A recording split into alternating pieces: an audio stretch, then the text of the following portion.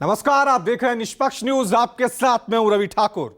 आम आदमी पार्टी के संयोजक अरविंद केजरीवाल यमुनानगर के जगाधारी से रोड शो के जरिए हरियाणा विधानसभा चुनाव के प्रचार का आज उन्होंने शंखनाद कर दिया। केजरीवाल ने सीबीआई, ईडी और तिहाड़ जेल और अपनी पार्टी के विधायकों को तोड़ने की साजिश का जिक्र कर बीजेपी पर हमला बोला तो लगे हाथ खुद को हरियाणा का लाल बताकर सूबे में सत्ता की दावेदारी भी ठोक दी। केजरीवाल ने दावा किया कि इस बार के चुनाव में आम आदमी पार्टी के समर्थन के बिना किसी की भी सरकार नहीं बनेगी। ऐसे में बड़ा सवाल यह है कि आखिरकार केजरीवाल हरियाणा में किसका वोट काटेंगे और किसका खेल बिगाड़ेंगे।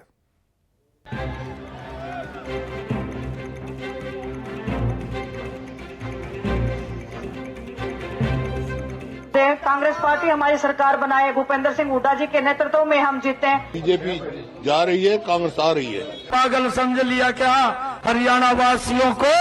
आपको 8 तारीख के बाद बताएंगे कि आपका सुपड़ा साफ करने वाले हैं। आम आदमी पार्टी की इतनी सीटें आ रही हैं, आने के बाद मैंने हिसाब लगाया, इतनी सीटें आ रही हैं कि जो भी सरकार बनेगी हरियाणा में आम आदमी पार्टी के सपोर्ट के बिना नहीं बनेगी।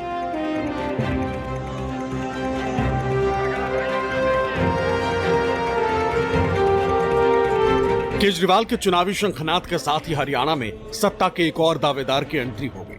कांग्रेस भले ही कह रही हो कि मुकाबला सीधा है, लड़ाई कांग्रेस और बीजेपी के बीच की है, लेकिन केजरीवाल ने इसे कबूल नहीं किया।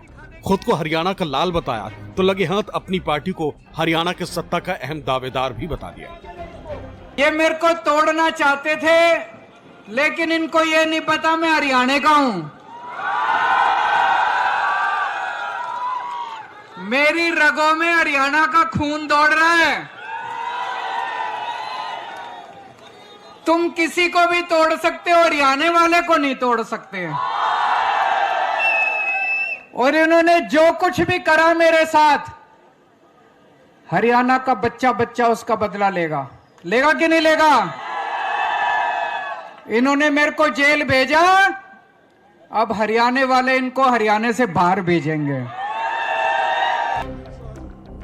बुधवार को कांग्रेस ने हरियाणा के लिए अपना घोषणा पत्र जारी किया तो अगले ही दिन यानी गुरुवार को बीजेपी ने भी हरियाणा के लिए अपना चुनावी पिटारा खोल दिया।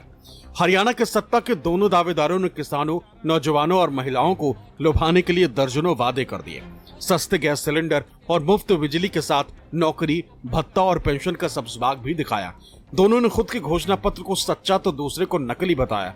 अब केजरीवाल का नंबर आया तो दिल्ली की तर्ज पर हरियाणा के स्कूलों को सुधारने का वादा भी आ गया। तो आज कांग्रेस पार्टी को मौका जनता देने के लिए तैयार है और वो मौका लेने का हमारे कांग्रेस पार्टी के नेताओं के हाथ में है।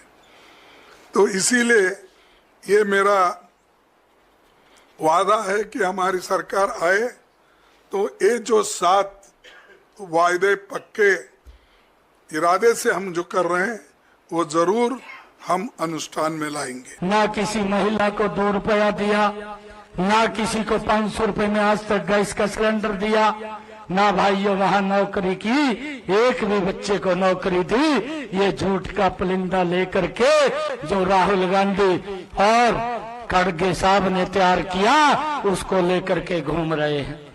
अब आकर के इन्होंने झूठ के पुलिंदे को हरियाणा में खोल दिया।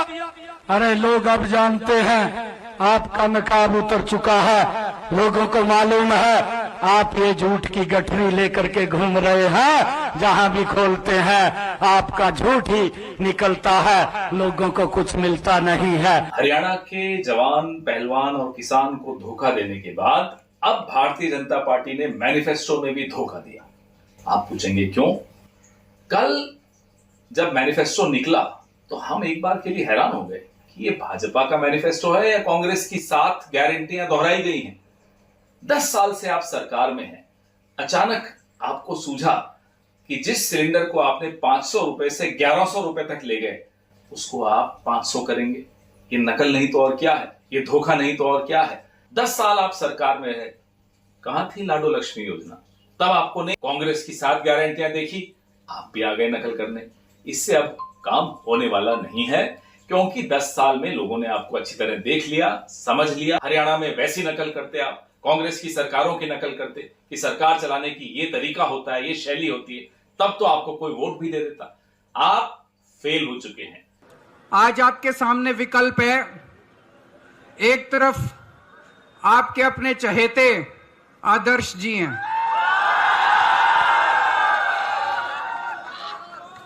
आदर्श पाल जी हैं एक तरफ, 24 घंटे आप लोगों के बीच में रहते हैं, सुख दुख में काम आते हैं, सब लोग जानते हो आप लोग इनको, आपके चहेते, आपके भाई, आपका बेटा। और दूसरी तरफ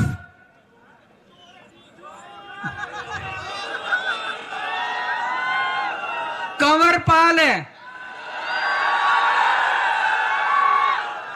दूसरी तरफ शिक्षा मंत्री है आपका। बेड़ा गर्क कर दिया उसने हरियाणा के स्कूलों का। 90 विधानसभा सीटों वाले हरियाणा विधानसभा चुनाव में वैसे तो पहले से ही ढेर सारे घोषित अघोषित मोर्चे बन चुके हैं। चौधरी देवीलाल के सियासी वारिस के 2 दावेदार भी अलग अलग गठबंधन के साथ ताल ठोक रहे हैं। लोकसभा चुनाव के ठीक पहले हरियाणा सरकार से अलग हुई पूर्व डिप्टी सीएम दुष्यंत चौटाला की पार्टी जेजेपी दलित नेता चंद्रशेखर आजाद की पार्टी आजाद समाज पार्टी के साथ गठबंधन के तहत चुनाव लड़ रही है। तो अभय चौटाला की party Indian national Lokdal, Mayawati की पार्टी बहुजन समाज पार्टी के साथ गठबंधन के साथ मैदान में उतर चुकी। भजन लाल के बेटे और उनके सियासी वारिस कुलदीप बिश्नोई भी अपनी पार्टी हरियाणा जनहित कांग्रेस का बीजेपी में विलय कर कमल खिलाने में जुटे। कई निर्दलीय उम्मीदवार भी घोषित अघोषित मोर्चे के तहत अपनी जीत का ख्वाब बुन रहे हैं। ऐसे में अरविंद केजरीवाल की एंट्री के बाद ये सवाल भी उठ रहे हैं कि हरियाणा में आम आदमी पार्टी किसका खेल बिगाड़ेगी। केजरीवाल के प्रचार से आम आदमी पार्टी जितने भी वोट काटेगी उससे किसको फायदा होगा। इस बार पूरा हरियाणा बदलाव मांग रहा है और हरियाणा में जो भी सरकार बनेगी आम आदमी पार्टी के सपोर्ट के बिना नहीं बनेगी।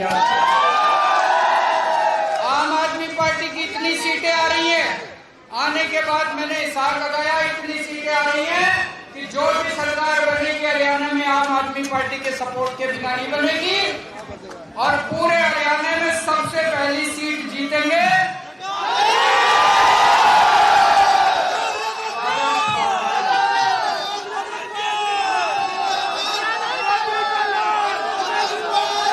तो इस बार दूसरे नंबर पे बटन है, 2 नंबर पे बटन है आदर्श पार्टी का, झाड़ू का बटन देके आम आदमी पार्टी को जिताना है।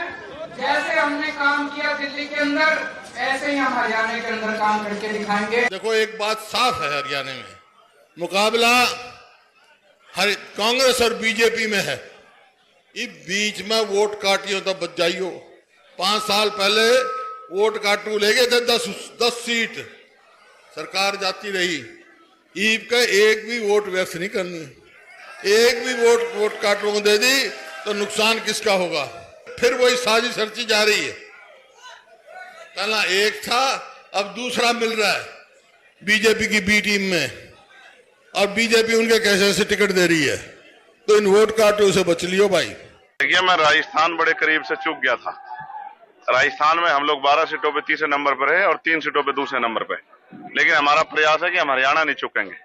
तो एक जो किसान का मेरा गठजोड़ हुआ है, जो जिसकी नींव मान्यवर काशीराम साहब और ताऊ देवीलाल जी ने रखी थी। हम नौजवान लोग हैं, मेरे बाईं तरफ सूर्य प्रकाश खड़ा है, मेरी तरफ दाईं तरफ रोहित है। हम नौजवान लोगों ने बीड़ा उठाया है कि अब हम किसी और के भरोसे पे नहीं रहेंगे, हम अपनी लड़ाई खुद लड़ेंगे। और मेरा ये मानना है कि नौजवान जब जब खड़ा हुआ, इतिहास गवाह है, जब शहीद आजम भगत सिंह खड़े हुए थे तो देश से गोरे भाग गए थे। यहाँ जो सरकारें आज उपस्थित है, इनको भी सबक सिखाना है और अपने लोगों को मौका देना है। 1990 के बाद हरियाणा की राजनीति में 3 दलों का प्रभाव रहा। बीजेपी और कांग्रेस के अलावा लोकदल मुख्य भूमिका में रही है, लेकिन फिलहाल लोकदल और उससे निकली पार्टियों को जनता से वोट मांगना मुश्किल हो रहा। ऐसे में कांग्रेस को उम्मीद थी कि इस बार त्रिकोणीय की बजाय बीजेपी से सीधा मुकाबला होगा, लेकिन केजरीवाल की एंट्री ने कांग्रेस की परेशानी बढ़ा दी। हालांकि कांग्रेस का मानना है कि सूबे में सत्ता विरोधी लहर चल रही है। बीजेपी को हराने वाले सभी लोगों ने कांग्रेस को विकल्प के तौर पर चुन लिया है। तभी तो भूपेंद्र सिंह हुड्डा बार बार ये दोहरा रहे हैं कि बीजेपी जा रही है, कांग्रेस आ रही। Bureau report, news 24।